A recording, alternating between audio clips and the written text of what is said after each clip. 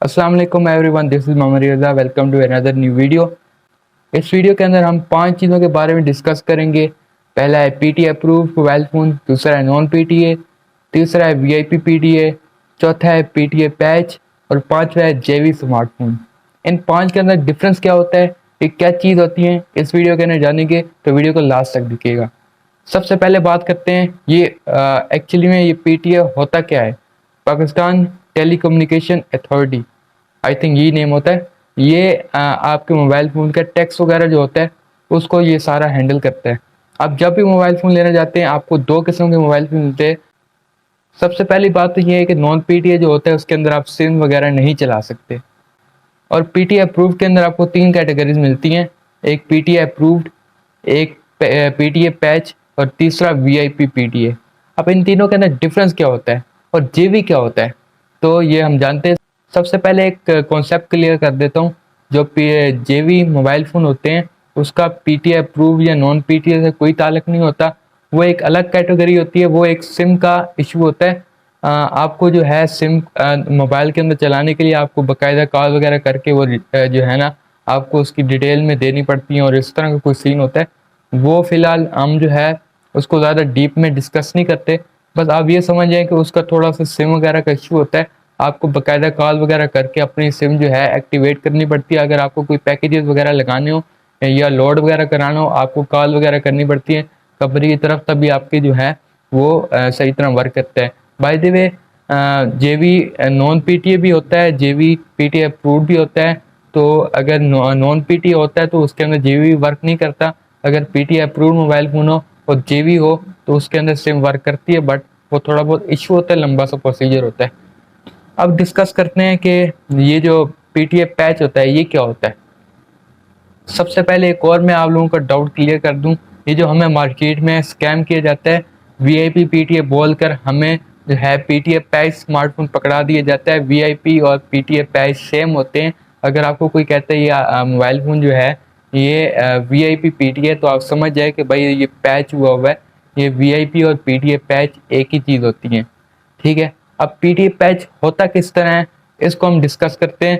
सबसे पहले आपको जिस तरह पता है हमें जब भी कोई मोबाइल फ़ोन लेना पड़ता है, या पाकिस्तान में तो ऑलरेडी पीटीए जो है अप्रूव्ड होते हैं, तो हमें इतनी ख्वारी नहीं करनी पड़ती। अगर हम बाहर से इंपोर्ट कराते हैं मोबाइल फ़ोन तो हमें पीटीए का टैक्स पे करना पड़ता है जो कि काफ़ी ज़्यादा होता है। अब इस टैक्स से बचने के लिए पाकिस्तानियों ने एक जुगाड़ निकाली है, वो है पीटीए पैच का। पीटीए पैच के अंदर आपका जो मोबाइल फ़ोन होता है, बेसिकली हमारा जब भी मोबाइल फ़ोन पीटीए अप्रूव्ड होता है तो वो हमारा आईएमईआई पीटीए अप्रूव्ड होता है। हमारा मोबाइल फ़ोन नहीं होता, हमारा मोबाइल फ़ोन के आईएमईआई को पीटीए अप्रूव करवाया जाता है, उसी का टैक्स पे किया जाता है। अब पीटीए पैच के अंदर ये होता है कि हम जो है अपनी डिवाइस के अंदर जो है किसी और मोबाइल फ़ोन का आईएमईआई नंबर पैच कर देते हैं। तो ये जो पीटीए पैच वाला सीन होता है ये मैक्सिमम वन प्लस जैसी डिवाइसेस में होता है। वहाँ पर ये इजीली हो जाता है और इसका मैं आपको बताता हूँ वन प्लस में क्यों होता है। बाकी ब्रांड में इतना ज़्यादा नहीं होता जितना वन प्लस में आपको पाया जाता है। आपको जब भी मार्केट में आप जाते हैं मैक्सिमम वन प्लस के जो स्मार्टफोन होते हैं वो पीटीए पैच मिलती है। उसकी क्या वजह है? उसकी वजह ये है कि जो वन प्लस की डिवाइसेस होती हैं उनको अगर हम पीटीए पैच भी कर दें तो उससे हमारी सॉफ्टवेयर अपडेट्स आती रहती हैं, मोबाइल पे कोई ख़ास फ़र्क नहीं पड़ता। ऑन दी अदर हैंड अगर हम सैमसंग को पीटीए पैच कराते हैं तो सैमसंग की अपडेट्स वगैरह आना बंद हो जाती हैं, क्योंकि हमें पूरी डिवाइस को रूट करना पड़ता है, तो हमें जो है इलीगल तरीके से पैच करना पड़ता है।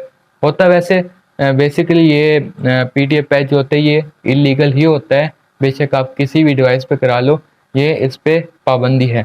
पीटीए पैच होता किस तरह है, हम किसी अगर हमारे पास कोई भी अच्छा मोबाइल फ़ोन है उसका टैक्स बहुत ज़्यादा है, 80-90 हज़ार टैक्स है, तो कौन पे करे? उससे लोगों ने ये जुगाड़ निकाली है, कोई पुराना मोबाइल फ़ोन पकड़ के या छोटा मोबाइल फ़ोन पकड़ के उसका जो आईएमईआई होता है वो ऑलरेडी पैच अप्रूव्ड होता है, तो उसका आईएमईआई निकाल कर अपने मेन डिवाइस में लगा लेते हैं, जो कि 80-90 हज़ार टैक्स को बचा देता है। 200-300 रुपये मार्केट में लेते हैं पैच करने का। तो ये पाकिस्तानियों ने एक जुगाड़ निकाली है पीटीए पैच करने का।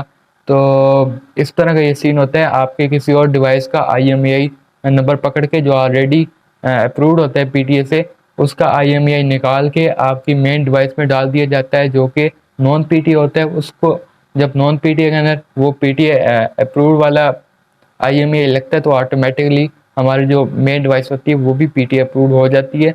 उसे PTA पैच बोलते हैं। अब इसके नुकसान कैसे होते हैं, जिस तरह मैंने आपको पहले बताया कि बहुत सारी डिवाइसेस में हमें जो है इसके अंदर PTA पैच कराने के बाद हमें जो है अपडेट्स आना बंद हो जाती हैं, क्योंकि ये इलीगल होता है। हमें जो है जो जेल ब्रेक करके हमें PTA अप्रूव करवाना पड़ता है। तो ये थोड़ा इलीगल है, इस वजह से हमारी अपडेट्स वगैरह आना बंद हो जाती है। ऑन दी अदर हैंड बहुत सारी डिवाइसेस होती हैं जहाँ पर ये PTA पैच भी नहीं हो सकता।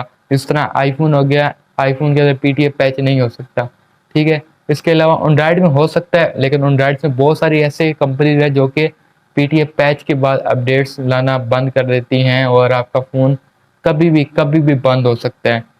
बाय द वे एक और मैं पॉइंट आप लोगों का क्लियर कर दूं, PTA पैच जो होते हैं उनका कोई एतबार नहीं होता। किसी भी वक्त अगर वो डिटेक्ट हो जाए PTA की नज़र से तो आपका फ़ोन बंद हो सकता है। और मैं सजेशन तो नहीं दूंगा कि आप PTA पैच करवाएं अपना मोबाइल फ़ोन, लेकिन मैं वैसे ही बता रहा हूँ आपका। ये जो है 80-90,000 जिस तरह आजकल PTA के टैक्स के रेट हो गए हैं, उनसे बचने के लिए लोगों ने PTA पैच का जुगाड़ निकाल लिया, जो कि काफ़ी हमें सस्ते में 200 या 300 में हमें PTA पैच हो जाता है।